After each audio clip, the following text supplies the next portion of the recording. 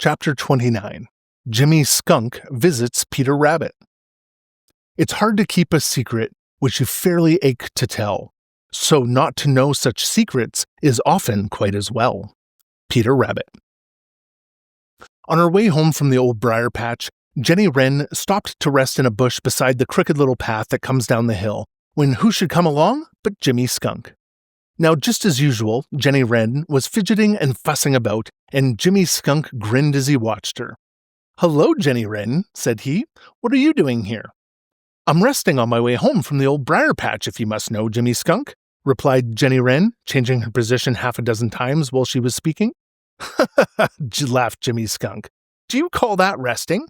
That's a joke, Jenny Wren. Resting! Why, you couldn't sit still and rest if you tried." "I could so. I'm resting right now, so there, Jimmy Skunk," protested Jenny Wren in a very indignant tone of voice, and hopped all over the little bush while she was speaking. "I guess if you knew what I know, you'd be excited too." "Well, I guess the quickest way for me to know is for you to tell me," replied Jimmy. "I'm just aching to be excited." Jimmy grinned, for you know Jimmy Skunk never does get excited and never hurries, no matter what happens. "You'll have to keep on aching then," replied Jenny Wren with a saucy flirt of her funny little tail. "There's great news in the Old Briar-patch, and I'm the only one that knows it, but I've promised not to tell." Jimmy pricked up his ears. "News in the Old Briar-patch must have something to do with Peter Rabbit," said he. "What has Peter done now?"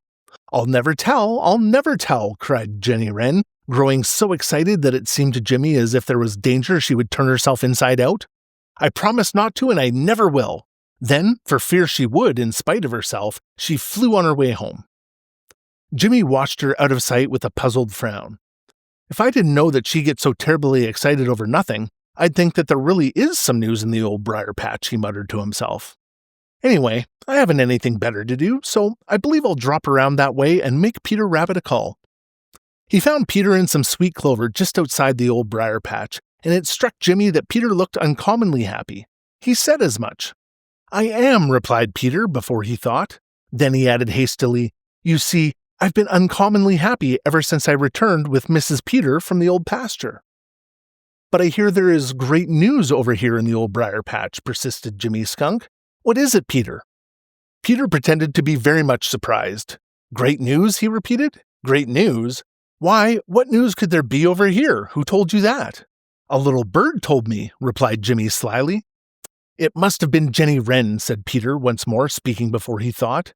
"Then there is news over here," cried Jimmy triumphantly. "What is it, Peter?"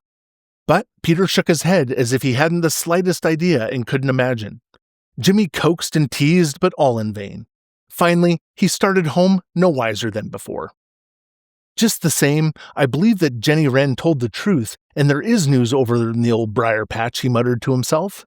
"Something has happened over there, and Peter won't tell. I wonder what it can be."